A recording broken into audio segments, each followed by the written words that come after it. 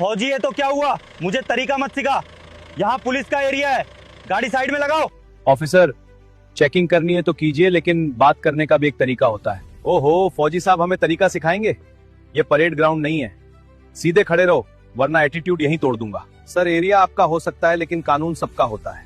ओ फौजी, ज्यादा बोलेगा तो गाड़ी सीज कर दूंगा और तुम्हारा स्टार भी उतरवा दूंगा।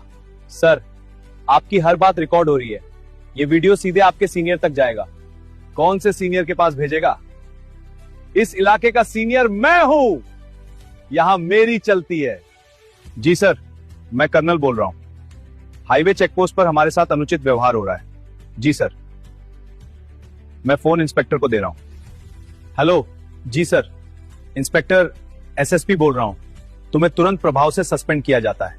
सर सर सर प्लीज एक मौका दे दीजिए। मौका तुम्हें उसी दिन मिला था जब तुमने वर्दी पहनकर शपथ ली थी।